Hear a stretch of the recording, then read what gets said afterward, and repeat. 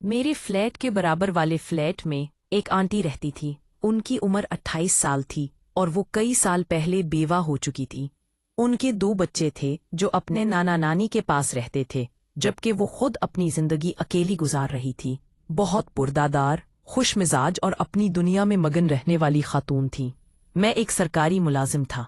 मेरी बीवी कुछ साल पहले मुझसे तलाक ले चुकी थी और बच्चे अपनी माँ के साथ रहते थे। मेरी जिंदगी भी तन्हाई में गुजर रही थी। आंटी का अंदाज, चाल और बात करने का सलीका मेरे दिल को छू जाता था। उनके लहजे में एक अजीब मिठास थी और निगाहों में एक थकी हुई चमक छिपी हुई थी। कुछ अरसे के बाद हमारी सलाम दुआ बढ़ने लगी। वो अक्सर अपने फ्लैट के बाहर झाड़ लगा रही होती तो मुझे सलाम करती। मैं जवाब देकर मुस्कुरा देता। एक दिन वो मेरे दरवाजे पर आईं। हाथ में तेल की बोतल थी। कहने लगी, भाई माफ कीजिएगा, एक काम था।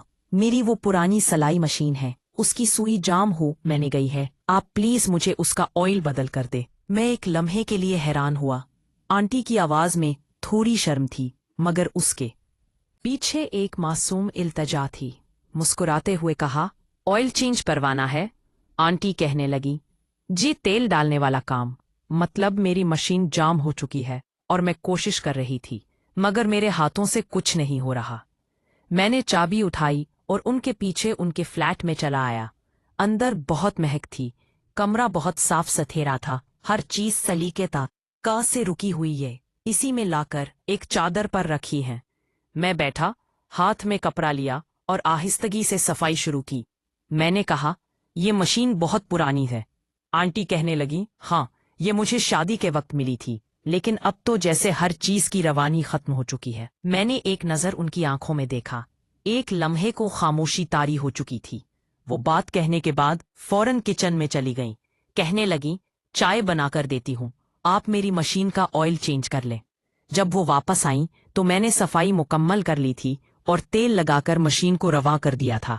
मैंने कहा, अब चलाकर देखें। वो मेरी बात सुनकर मुस्कुरा पड़े। थोड़ा सा झकक कर मशीन की सुई को हाथ लगाया। मशीन ने रवानी से चलना शुरू कर दिया। कहने लगे, वाह भाई, आपने तो जैसे जादू कर दिया हो।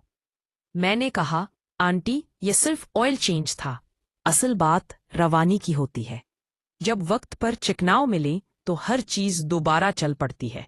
आंटी ने एक लम्हे को मेरी तरफ देखा, जैसे मेरी बात समझ गई हूँ, मगर वो कुछ नहीं बोली। उनके होंठों पर एक ऐसी मुस्कुराहट भी जिसमें कई राज दफन थे। ऐसी शाम के बाद हमारी बातचीत में एक नर्म रवानी आ गई। अब वो कभी कभार दोपहर के वक्त मुझे चाय पर बुला लेती। मैं भी बगैर शर्म के वहां चला जाता। एक दिन आंटी कहने लगी, भाई, आज मेरी तबीयत कुछ बोझल है। अगर आपको बुरा ना लगे तो आप मेरे कंधे पर थोड़ा सा तेल लगा दे। ऐसे लगता है जैसे कुछ जम गया हो। मैं आंटी की बात सुनकर हैरान हुआ, लेकिन मैंने कहा, जी, मैं लगा देता हूँ। इसी के हिज्जे में कोई शरारत नहीं की। बस वही पुरानी इसी में अपनी हो।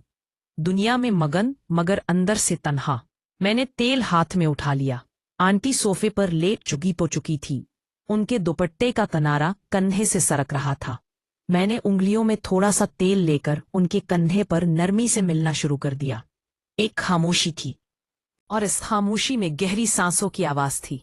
आंटी कहने लगी, भाई, कभी कभी लगता है जैसे जिंदगी सिर्फ ऑयल चेंज मांगती है और सब कुछ फिर से चलने लगता है।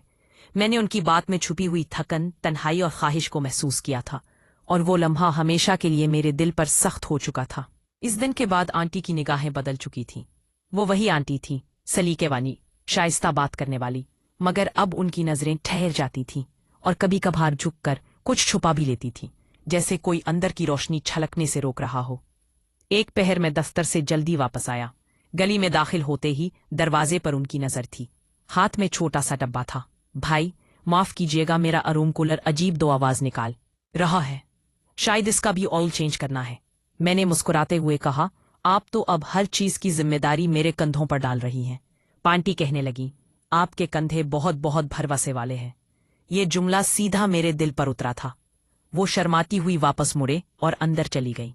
रूम कूलर कमरे के कोने में रखा था, पर अनासा था, वाकई आवाज कर रहा था। मैं उसे ठीक करने लगा। आंटी किचन में चाय लेने चली गई। बर्तनों की हल्की हल्की आवाज आ रही थी। कूलर के शोर में एक जैब सामरा आ रहा था, जैसे सुकून उस सूर में फपा हो। मैंने ध्यान इसे कूलर की सफाई की और नई चिकनाव लगाना शुरू कर दी। इतने में आंटी मेरे पास आई। उनके हाथ में चाय की ट्रे थी। कहने लगी, कितना वक्त लगेगा? मैंने कहा, बस थोड़ा सा वक्त लगेगा। जब तक अच्छी तरह तेल नहीं लग जाता ये शोर बंद नहीं होगा। मेरी बात सुनकर आंटी कहने लगी, क्या दिलों पर भी ऑयल लगाया जा सकता है? मैंने हैरान होकर उन्हें देखा तो वो मुस्कुरा रही थी, मगर ये मुस्कुराहट किसी मजाक की नहीं, एक अधूरे सवाल की थी। मैंने कहा, दिल पर सिर्फ वही में लगता है जो नियत से निकले और जो बगैर छुए वहां तक पहुंच जाए। खामोशी छा चुकी थी। कूलर बंद हुआ, पंखा हारवांग हो चुका था। अब ये शोर नहीं करेगा। आंटी कहने लगी, काश इंसान भी इतना आसान होते। खैर, हम दोनों ने चाय पीनी शुरू की। धीरे धीरे मौसम गर्म हो रहा था। मैंने कड़की से बाहर देखा। शाम का रंग गहरा हो रहा था। आंटी मेरी तरफ देखते हुए कहने लगी, भाई, कुछ दिनों से मेरी तबीयत खराब है। शायद जिस्म में नमी की कमी हो चुकी है।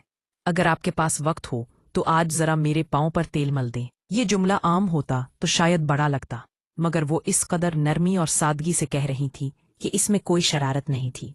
बस एक औरत की तन्हाई झांक रही थी जो अपने जिस्म की बेरूही को किसी के लम्स से जगाना चाहती थी, वो भी बगैर किसी लफ्जी तकरार के। मैंने सर हिला दिया। वो सोफे पर बैठ चुकी थी। दोपट्टा अब भी मुकम्मल अंदाज में था। उन्होंने पाँव सामने है। मैंने पहले हाथों से मैं अलमियों पर लगा लिया और उनके पावल तलवों पर नरमी से लगाना शुरू किया। उनकी सांसों की रफ्तार आहिस्ता आहिस्ता बदलने लगी। उन्होंने अपनी आंखें बंद कर ली। कहने लगी, आपके हाथों में बड़ा सुकून है। ऐसा लग रहा है जैसे मेरा जिस्म जिंदा हो रहा हो। आंटी की बात सुनकर मैंने कुछ नहीं कहा। मैं सिर्फ उनकी मालिश करता रहा। आंटी कहने लगी, कभी कभार लगता है कि तेल सिर्फ मशीनों के लिए नहीं होता। जिस्म भी चल्ला चल्ला कर कहता है, अब कुछ रवानी चाहे। मैंने सर उठाया। उनकी आंखों में नमी थी, लेकिन ये आंसू नहीं थे। ये किसी दबे हुए जज्बात की गवाही थी। मैंने सिर्फ इतना कहा, रवानी मिल जाए